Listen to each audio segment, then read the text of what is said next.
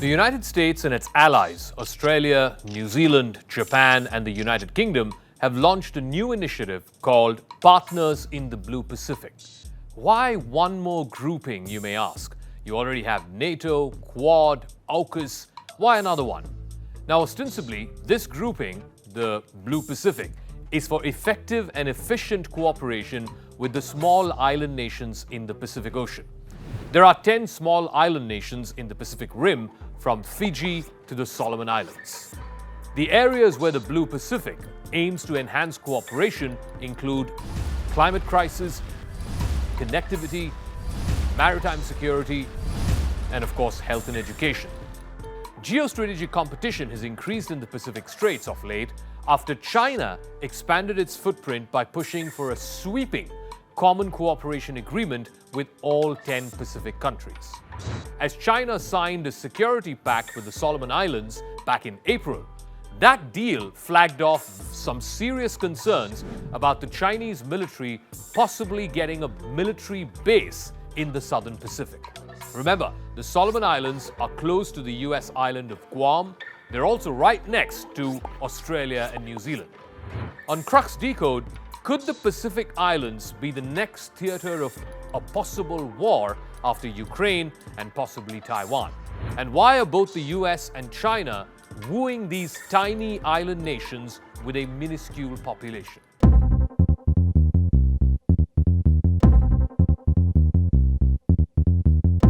The Chinese deal boosted Beijing's quest to dominate some of the crucial shipping lanes that are there in this region. As a fallout, it rattled the United States and its allies. It also triggered urgent moves to counter China's growing ambitions and what seems like a power vacuum in the Pacific Rim. But Beijing did not just stop there with a statement of its intentions. It followed up on this with its Foreign Minister Wang Yi undertaking a multi-nation tour to push the 10 Pacific countries to endorse what he called a game-changing agreement. That agreement was called the Common Development Vision. But something happened in the midst of this 10-nation blast that Chinese Foreign Minister Wang Yi was on. By the time he ended his Pacific tour, the deal ran aground. There was a pushback by the government in Australia, as well as some of the governments in the Pacific Rim as well. They were worried about becoming a part of Beijing's orbit. Now, despite this setback, China has indicated that it has every intention of continuing to pursue this goal, a common development architecture as far as the South Pacific is concerned. And China is not keeping quiet. In fact, Chinese President Xi Jinping has proposed a global security initiative that was outlined back in April by his Vice Foreign Minister Le Yucheng.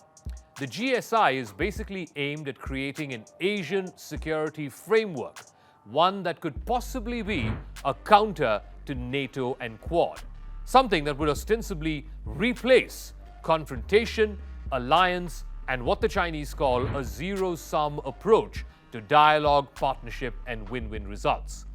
Now, this move also comes at a time when Beijing is getting increasingly concerned that the NATO countries might expand their influence in the Asia-Pacific.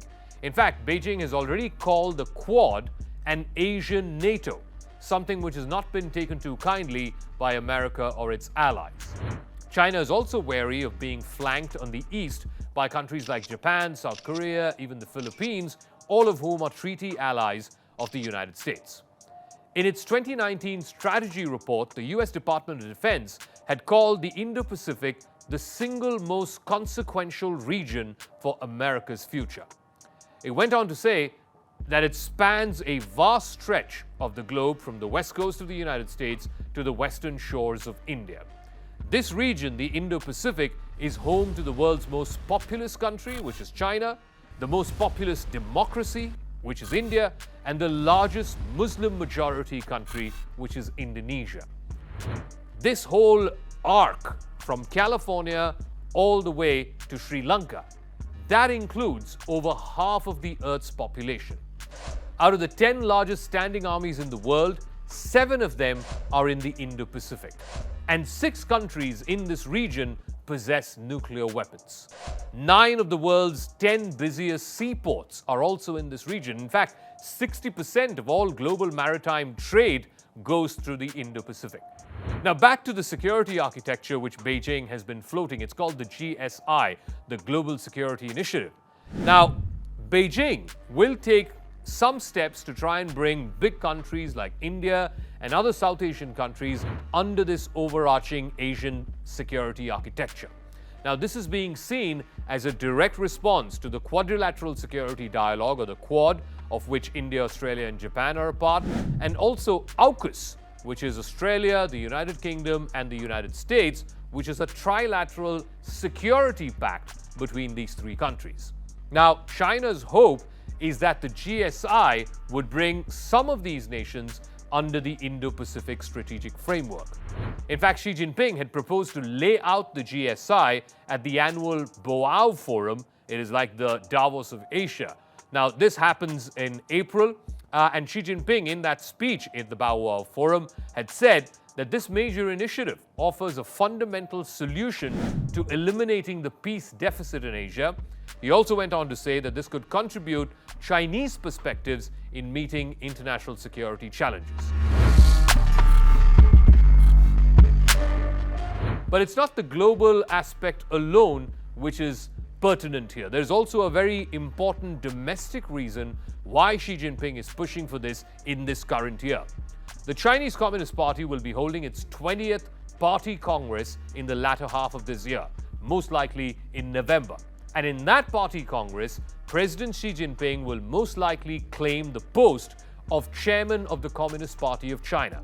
Now, this post has only been occupied by the founder of the modern-day People's Republic, Mao Zedong. No other Chinese leader, no other General Secretary of the Communist Party till date has held the position of Chairman of the CPC. Now, this also comes at a time when Xi Jinping's pet project, the pet infrastructure project, which he had launched with a great deal of fanfare some years ago, the Belt and Road Initiative, or the BRI, is facing multiple challenges. There's been a massive disruption, of course, because of the COVID pandemic. Many countries are cutting back on infrastructure spending. China itself is cutting back infrastructure spending. Also, many countries who were part of BRI were coming under severe and intense debt because of these heavy-duty infrastructure projects. Case in point being both Pakistan as well as Sri Lanka. Then, of course, China had invested big time through the BRI in Afghanistan. And now there is a new dispensation that they have to deal with there in Afghanistan under the Taliban. And of course, to top all of this, there is the Ukraine war. So because of all of these factors, the Belt and Road Initiative itself had run into some very serious opposition, or some very serious headwinds, if you will.